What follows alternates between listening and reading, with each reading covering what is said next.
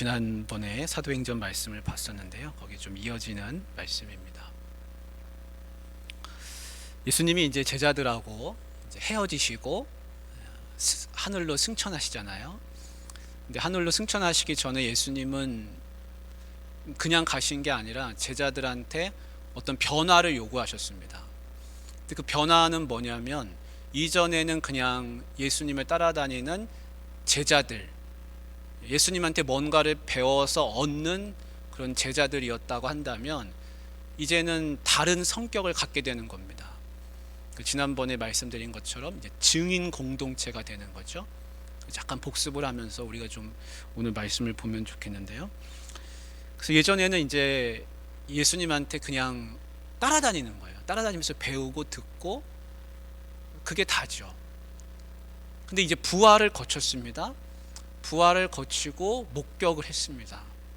예수님 죽으신 게 아니라 죽으셨지만 다시 살아났다는 거, 부활이 있다는 거, 죽으면 끝이 아니라는 거.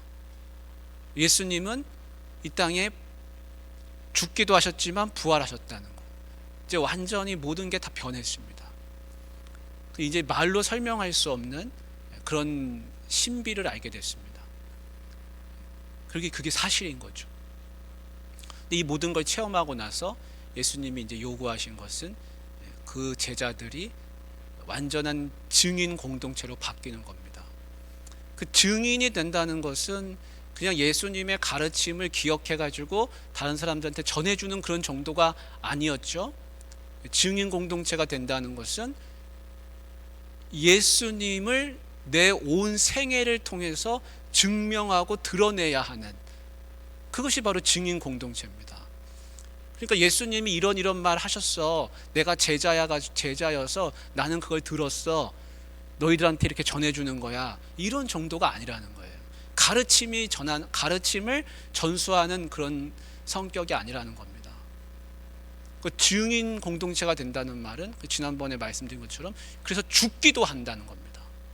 왜냐하면 내가 죽어야 예수 그리스도가 증명된다면 내가 죽음도 각오해야 하는 것이 증인 공동체입니다. 그러니까 내 온 생애를 다해서 예수님은 살아계시다, 예수님은 그리스도시다, 예수님은 구원자시다 라는 것을 증명하는 겁니다.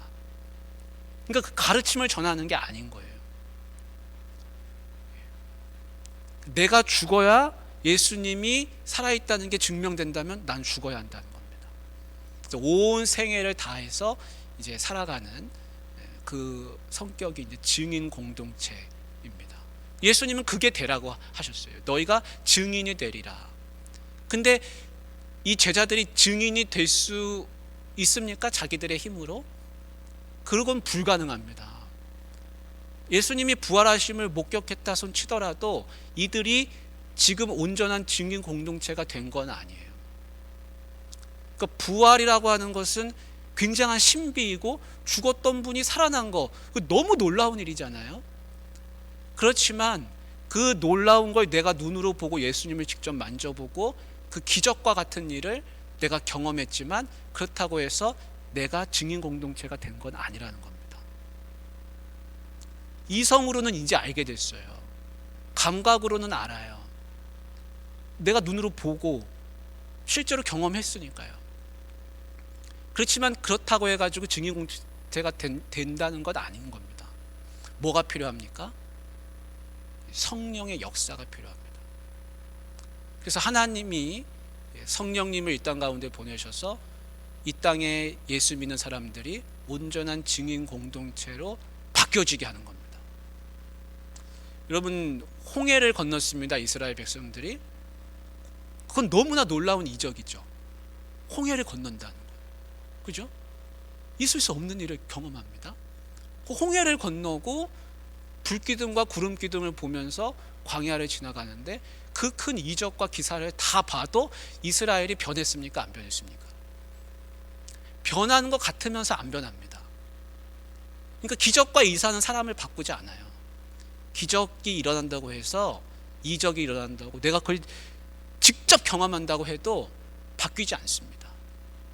내가 죽을 병에 걸렸다가 살아나는 기적을 경험한다고 해서 내가 바뀌는 건 아니에요. 그거는 시간 지나면 약발이 떨어집니다. 다 고무줄 늘어났다가 돌아오는 것처럼 다 원상복귀됩니다. 그거는 성경이 이스라엘 백성을 통해서 우리에게 증명해 주고 있습니다. 근데 이제 예수님이 말씀하시는 건 뭐냐면, 오직 성령이 너희에게 임하시면 너희가 권능을 받고 온 유대와 사마리아와 땅끝까지 이르러 내 증인이 되리라. 그러니까 부활 플러스 뭐가 더 필요합니까? 성령입니다. 성령. 그러니까 성령의 충만함이 있지 않으면 온전한 증인으로 거듭날 수가 없습니다. 성령이 임해야 됩니다. 우린 다 성령이 있습니다. 우리 성령님이 우리 안에 내주하십니다. 우리 안에 계세요. 그래서 이 성령 세례라는 말도 쓰고 또 성령 충만이라는 말도 쓰니까 그 용어 차이를 조금 구분짓고 가는 게 좋습니다. 그 성령으로 세례를 받는다는 말도 성경에 나오고, 조금 가다 보면 너희가 성령의 충만함을 받는다 이런 이야기도 또 나오거든요.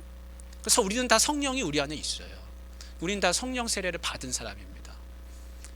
말씀 화면으로 보여주면 좋겠는데요. 그런 말씀들이 있죠. 사도행전 2장 38절에 보면 읽어보겠습니다. 베드로가 이르되 너희가 회개하여 각각 예수 그리스도의 이름으로 세례를 받고 죄사함을 받으라. 그리하면 성령의 선물을 받으리니, 이렇게 되어 있습니다. 그러니까 우리가 죄사함 받고 하나님 앞에 회개하고 하나님 앞에 용서함을 구하면서 하나님 앞에 성령의 선물을 받았습니다. 우리 예수님을 주로 고백하잖아요. 그 뒤에도 말씀해 보면 고린도전서 12장 3절에도 이런 말씀이 있죠. 한번 읽어보겠습니다. 그러므로 내가 너희에게 알리노니 하나님의 영으로 말하는 자는 누구든지 예수를 저주할 자라 하지 아니하고 또 성령으로 아니하고는 누구든지 예수를 주시라 할 수 없느니라. 아멘. 우리가 예수님을 주님으로 고백하는 수 있는 거는 우리 안에 성령님이 있기 때문에 그렇습니다. 우리는 성령 세례 다 받은 거예요. 예수님을 주로 고백하는 사람은 나는 내 안에 성령님이 계시다. 그거를 여러분 늘 인지하시길 바랍니다. 근데 성령 충만은 조금 다르죠. 성령 세례는 그래서 구분할 때 성령 세례는 일회적인 사건이라 보통 그렇게 말합니다. 성령님은 우리 안에 계시는 겁니다. 한번 성령님이 계시면 더 이상 변화가 없습니다. 늘 함께 하시는 거예요. 근데 성령 충만은 뭐냐면 성령님이 나와 함께 하시지만 내가 성령님께 붙들리지 않으면 성령 충만하지가 않습니다. 그러니까 내 정욕이 나가고 내가 하고 싶은 대로 하고 하나님이 그거 기뻐하지 않으실 거라는 걸 내가 알아요. 머리로는 알지만 그걸 해버리거든요. 내 정욕이 앞서고 내 의지가 앞설 때는 내가 성령 충만하지가 않습니다. 그래서 내가 말씀에 붙들리고 자꾸 기도하고 하나님의 뜻을 분별하려고 하고 하나님 뜻대로 살려고 하고 하나님께 내 자신을 내어 맡기면서 그렇게 가면은 성령 충만해집니다. 그래서 성령 충만을 사모하고 그걸 원하고 간절하게 바라는 사람은 성령 충만함이 있습니다. 그래서 어쨌든 지금 이 제자들에게 필요한 것은 성령 세례 그리고 성령 충만, 이것이 지금 혼동해서 쓰이고 있습니다. 성령으로 붙들려야 돼요. 중요한 건 이들이 하나님의 영으로 사로잡힘을 당하고 하나님의 영으로 완전히 하나님의 영이 그들을 지배하는 이런 성령 충만의 역사가 일어나야 그들이 증인이 된다는 겁니다. 이제 예수님은 떠나가시게 됐습니다. 그리고 이들이 이제 시작하는 것은 모여서 기도하는 거죠. 흩어지면 안 된다 그랬으니까 모여서 할 수 있는 건 뭐가 있습니까? 기도하는 거예요. 기도. 그럼 무슨 기도를 했을까요? 무슨 기도를 많이 했을 것 같으세요? 여러분이 그 자리에 한번 있다고 상상해 보십시오. 우리를 지켜달라는 기도도 하고 이스라엘을 위해서도 구원하게 해달라고 기도도 하고 여러 가지 기도를 하겠죠. 그 공동체에 필요한 기도를. 근데 제일 간절한 기도는 뭐겠습니까? 제일 간절한 기도는 성령 충만인 거죠. 왜냐하면 성령 충만을 입어야 성령님이 그들 가운데 함께 하셔야 그 역사가 일어나야 이들이 증인이 되니까요. 지금은 다 이렇게 모여 있는 거예요. 지금 다 이렇게 120명이 모여 있는데 모여가지고 뭐 해야 될지 사실 모르고 있어요. 모를 수밖에 없는 게 어디 가서 누구한테 어떻게 예수님을 증거해야 될지 감이 안 잡히는 거죠. 누가 이건 가르쳐 주는 게 아니잖아요. 그러니까 이렇게 모여는 있지만 뭔가 지금 할 수 있는 그런 게 없습니다. 그러니까 기도밖에 할 게 없습니다. 모인 사람들이 나오고 있는데 우리가 읽진 않았지만 1장의 13절 14절에 보면 모인 사람들의 이름이 쭉 나옵니다. 그렇죠? 제자들의 이름이 쭉 나와요. 13절에 보면 베드로, 요한, 야고보 쭉 해서 야고보의 아들 유다가 다 거기 있어 여자들과 예수의 어머니 마리아와 예수의 아들과 더불어 마음을 같이하여 오로지 기도에 힘쓰더라 되어 있습니다. 그들이 할 수 있는 건 기도입니다. 기도. 지금 여기 이름이 이렇게 다 각각 나왔다는 것은 아무도 흩어지지 않았다는 거예요. 예수님 말씀대로 다 모여가지고 중요한 사도들이 다 모이고 그렇게 해서 지금 기도에 힘을 쓰고 있습니다. 하나님의 영으로 충만해지기를 위해서. 자, 이제 기도하다 보니까 어떤 변화가 생겨요. 여러분, 내가 뭐 해야 될지 모를 때는 어떻게 하면 되죠?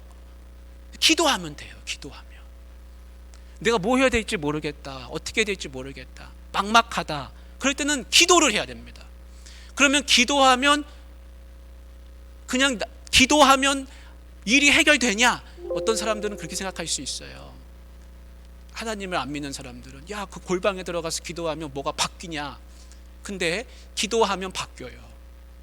기도하면 길이 열립니다. 그래서 21절에 보세요. 어떤 변화가 하나 생기는데 그게 뭐냐면 1장 21절이에요. 우리가 지금 2장을 읽었지만 1장을 잠깐 좀 보면서 가면은 1장 21절에 그런 말씀이 있죠. 이러함으로 요한의 세례로부터 우리 가운데서 올려져 가신 날까지 주 예수께서 우리 가운데 출입하실 때에 1장 22절 펴신 분들은 같이 읽어보겠습니다. 시작. 항상 우리와 함께 다니던 사람 중에 하나를 세워 우리와 더불어 예수께서 부활하심을 증언할 사람이 되게 하여야 하리라. 이게 뭡니까? 기도하다 보니까 뭐가 생각이 났어요. 그게 뭐가 생각이 났냐면 가룟 유다가 없잖아요. 가룟 유다가 없기 때문에 한 사람을 충원을 해야 한다. 굉장히 중요한 일입니다.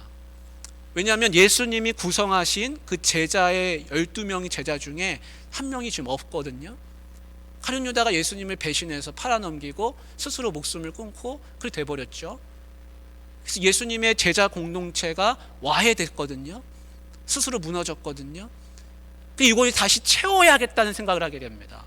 그걸 복구해야겠다, 회복시켜야겠다, 우리가 다시 일어나야겠다. 우리 제자 12명, 이 12명의 이 제자 공동체가 다시 온전하게 회복해야겠다는 생각을 하게 됩니다. 사람을 세우자, 이렇게 되는 겁니다. 이걸 기도하기 전에는 몰랐어요. 근데 기도하니까 뭐 해야 될지를 알게 됩니다. 이게 변화인 거예요. 그래서 기도를 하면 뭘 해야 될지를 알게 돼요. 깨달아져요. 하나님이 무엇을 원하시는지 길이 열려지는 겁니다. 그래서 막막할 때는 기도를 해야 되는 거예요. 막막할 때 기도 안 하면 어떻게 되죠? 그럼 방황을 합니다. 기도를 하니까 이제 사람을 세우게 됩니다. 그래서 2명을 세워놓고 제비를 뽑는 거예요. 우리도 비택 권사 선출 5분을 했는데 정말 잘했죠. 이제 이 사람을 세운다는 것은요, 회복하는 겁니다. 그래서 우리 교회에도 5분을 이렇게 세우게 돼서 마음이 참 기쁩니다. 하나님도 기뻐하실 것 같아요. 사람을 세운다는 것은 회복하는 거예요. 치유가 됩니다. 다시 일어납니다. 그 공동체가 일어서게 돼요. 이 제자 공동체도 다시 일어서게 됩니다. 그래서 한 명을 뽑게 되죠. 그리고 나서 이제 오순절 성령 강림 사건이 일어나게 됩니다. 2장에 이제 넘어가게 됩니다.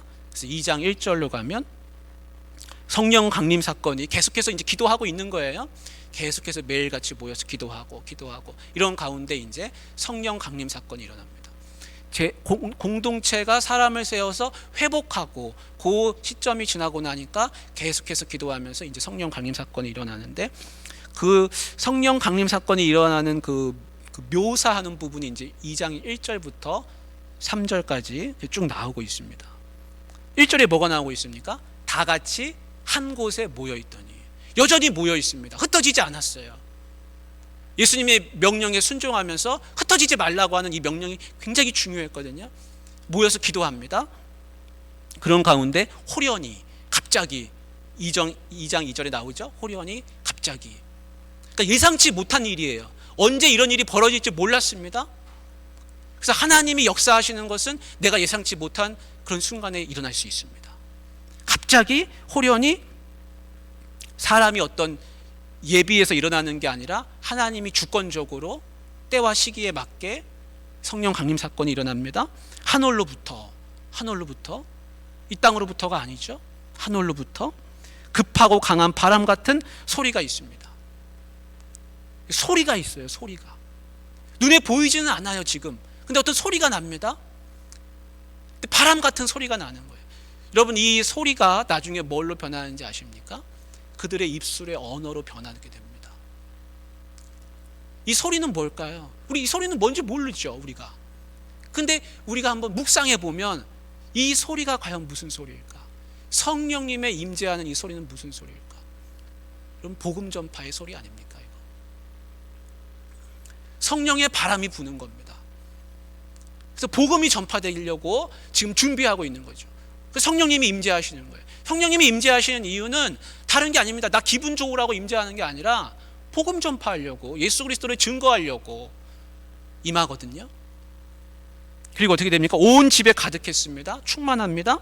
그리고 이제 보여지는 게 하나 있습니다. 그게 뭐냐면 마치 불의 혀처럼 갈라지는 것들이 있다고 그랬습니다. 모세의 떨기나무 생각나죠? 불이 붙은 것 같은데 타지는 않고, 근데 이것이 마치 불의 혀처럼 갈라지는 불꽃 같은 것들이 있는데 이게 어디에 있습니까? 어디에? 각 사람 위에 있다고 그랬습니다. 이게 흩어지지 말아야 되는 중요한 이유입니다. 만약에 이 자리에 내가 없다면 어떻게 될까요? 각 사람 머리에 임해야 되는데 내가 만약에 이 자리에 없다면 안 되죠. 안 되죠. 그러니까 같이 모여서 기도할 때는 같이 해야 됩니다. 왜냐하면 같이 성령 충만해야 되거든요. 그래서 각 사람 머리에 이제 임하게 됩니다. 그래서 공동체의 경험이지만 성령 충만은 또한 개인적인 체험이기도 합니다. 옥포중앙교회는 성령 충만한 교회야 사람들이 칭찬을 하는 거예요. 내가 옥포중앙교회 다니고 있어요? 그렇다고 내가 성령 충만합니까? 아니에요. 옥포중앙교회는 성령 충만할 수 있지만 나는 마음이 식어질 수 있습니다. 왜냐하면 성령 충만은 공동체적인 사건임과 동시에 개인의 체험이거든요. 내가 기도 안 하면 성령 충만 안 하는 거죠. 그리고 또 하나의 변화가 생깁니다. 성령이 말하게 하심을 따라서 이제 말하게 됩니다. 바람 같은 소리가 입술의 언어가 됩니다. 참 신기한 일이죠. 성령님이 말하게 하는 대로 말하게 됩니다. 복음 증거라고 하는 건, 예수님 증거한다고 하는 거는 내가 하고 싶은 대로 막 말하는 게 아닌 거죠. 내가 하고 싶은 대로 막 말하면 어떻게 되겠습니까? 예수님이 증거되는 게 아니라 예수님이 묻혀버리죠. 예수님이 가려집니다. 왜냐하면 내가 하고 싶은 대로 말하니까요. 그러니까 철저하게 나는 가려지면서 성령님이 말하게 하시는 대로 말하는 게 예수님이 증거하게 되는 겁니다. 예수님이 증거하게 됩니다. 다른 언어들로 말하기를 시작하니라. 이제 놀라운 변화가 생겼습니다. 숨어서 기도하던 사람들이 이제는 다른 언어들로 말하기를 시작하는 겁니다. 뭐 한마디 말도 못하고 누가 잡아갈까봐. 스승님이 십자가 처형당했는데 따라다니다가 괜히 피해를 입을까봐 나도 어떻게 될까 싶어가지고 다 꽁꽁 숨어있던 이런 제자들이 드러내기 시작하는 거예요. 성령의 임재가 있고 충만해지니까 드러내기 시작합니다. 다른 언어들로 말하기를 시작하니라. 이게 이제 온 유대와 사마리아와 땅끝까지 이르게 되는 첫 걸음을 시작하는 겁니다. 그래서 복음 증거하라고 가라 그랬거든요, 주님이. 근데 이제 진짜 가는 거죠. 말을 시작함으로 인해서 이제 가게 되는 겁니다. 그 성령의 임재는 이제 언어를 바꾸는 거예요. 언어를. 성령 충만한 사람은 그 사람 말하는 거 들으면 압니다. 성령 충만한가 아닌가. 우리 금방 알잖아요. 아유, 목사님 기도하셔야겠네. 다 알잖아요. 말하는 거 보면 금방 아는 거예요. 그 말하는 거 보면 성령 충만인지 아닌지 드러납니다. 이제 말하기를 시작했습니다. 그래서 언어의 장벽을 허무는 게 이제 굉장히 중요한 일이 됩니다. 그래서 이제 그 말하기를 시작하는데 이 말이 그냥 보통 말이 아닌 거예요. 그곳에 유월절을 지내고 오순절까지 거기에 온 순례자들, 그 사람들에게 하나님의 복음이 증거될 수 있는 그들의 방언으로, 그들의 언어로. 그래서 우리가 많은 지명들이 오늘 나왔습니다. 그 지명들이 얼마나 많습니까? 근데 거기서 온 사람들이 그 지역말, 자기 말로 듣는 겁니다. 얼마나 신기한 일입니까? 이 사람들 갈릴리 사람들이고 어디 뭐 해외를 갔겠습니까? 뭘 배웠겠습니까? 근데 말하기 시작합니다. 그들이 들을 수 있는 말로. 이 성령의 놀라운 역사가 일어나게 됐습니다. 그래서 언어의 장벽을 허무는 게 이제 복음의 첫 그런 단계가 됩니다. 이전에 이제 저도 이 GBT라고 하는 선교 단체가 있었어요. 선교 단체가 있는데 이제 학생 시절에 그 선교 단체에 이제 훈련을 많이 받았습니다. 그래서 월요일만 되면은 주일 사역하고 월요일만 되면 거기 이제 선교 단체 모임에 가는 거예요. 가서 집회하고 예배드리고 같이 공부하고. 근데 그 선교 단체가 뭐 하는 단체냐면 굉장히 유명한 단체입니다. 아마 모르시는 분들 많을 겁니다. 해외에서 더 유명하고 또 전 세계적으로 연결이 돼 있는 그런 단체인데, 그래서 우리나라 지부는 이제 GBT라고 합니다. GBT의 뭐는 약자가 뭐냐면 이제 글로벌 바이블 트랜스레이터, 그러니까 성경 번역하는 일을 합니다. 근데 이게 이제 국제 단체이기 때문에 전 세계의 성경을 번역하는 걸 목표로 하고 있습니다. 우리는 이제 성경을 읽는데 불편함이 없죠. 우리 말로 읽으니까. 근데 지금도 성경이 없는 종족이 여러분 얼마나 많은지 아십니까? 7,000개가 넘는 언어로 번역이 돼야 돼요, 성경이. 근데 지금까지 번역된 거는 신약 성경까지 번역된 거는 한 1,200권 정도. 성경 전서, 신구약이 다 번역된 거는 700개밖에 안 됩니다. 700개. 7,000개 중에서 700개. 정확한 숫자는 7,378개 언어가 있는데, 지금까지 발견된 언어가. 근데 성경 전서가 번역된 언어는 717개. 신약 성경이 번역된 거는 1,582개. 그럼 나머지 사람들은 무슨 언어로 성경을 보고 있는 걸까요? 자기 부모님한테 배운 말이 아니라 다른 언어로 보는 겁니다. 제가 인도네시아에 있을 때 그 지역의 사람들은 다약족이에요. 다약족. 다약족은 다약어 성경이 있습니다. 인구수가 좀 돼가지고 번역돼 있습니다. 근데 부모님한테 태어나서 배우는 말은 다약어를 배워요. 그래서 가정에선 다약어를 씁니다. 근데 학교에 가면 무슨 언어를 배우기 시작하냐면 이제 바하사 인도네시아를 배우는 거예요. 인도네시아어를 배우는 겁니다. 그러니까 집에서 쓰는 언어하고 일상생활 밖에 나가서 학교에서 직장에서 쓰는 언어가 다릅니다, 서로. 그래서 한참 얘기하다가도 자기들끼리 모이면 딴 얘기합니다. 못 알아듣게. 그러니까 그런 종족들이 지금 우리나라 이 전 세계에 7,378개가 있다는 거예요. 근데 그 중에 10%밖에 번역이 안 돼 있습니다. 성경이. 그러니까 언어를 넘어서 성경을 번역해서 복음을 전하는 게 얼마나 중요한 일인지 모릅니다. 그래서 이제 이 증인 공동체가 되어 가는 겁니다. 말하기 시작하면서, 하나님의 복음을 전하기 시작하면서. 그 증인 공동체의 특징은 뭐냐면 소통한다는 겁니다. 소통한다는 거. 우리 교회 내부적으로도 만약에 소통이 안 되면 예수님을 증거하는 데 있어서 어려움을 겪습니다. 이 소통이라고 하는 것은 단순히 언어의 문제를 뛰어넘습니다.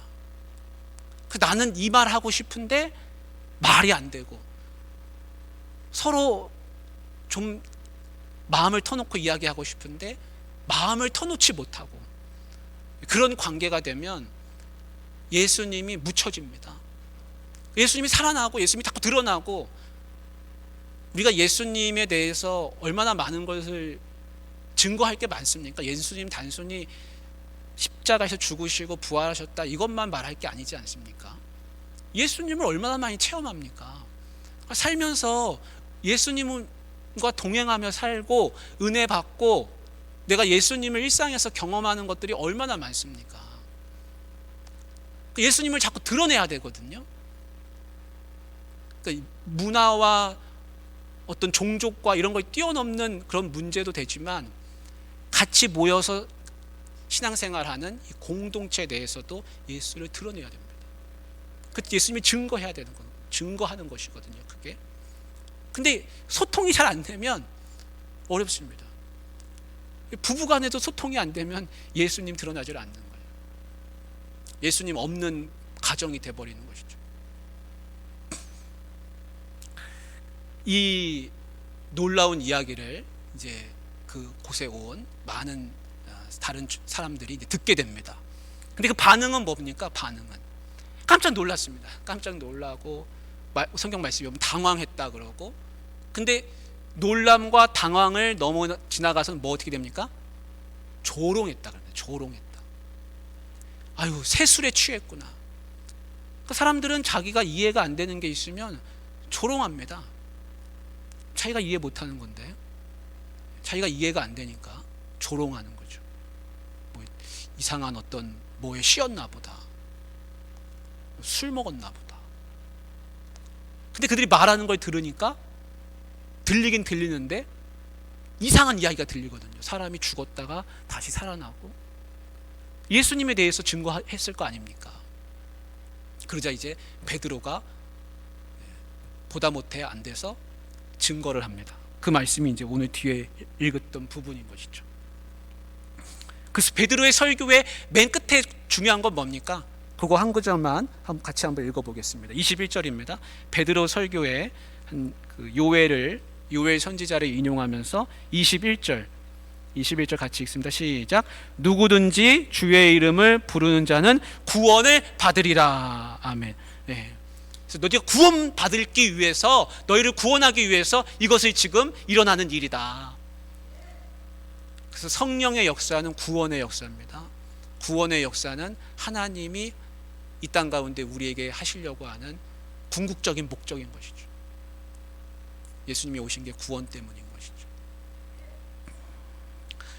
사랑하는 우리 귀한 성도님들, 우리 안에서 서로 많이 소통하시고 예수 그리스도가 드러나길 원합니다.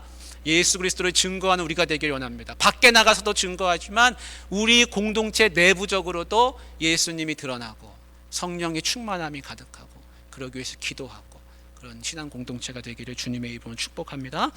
우리 같이 좀 기도하면 좋겠습니다. 우리 아프신 분들 위해서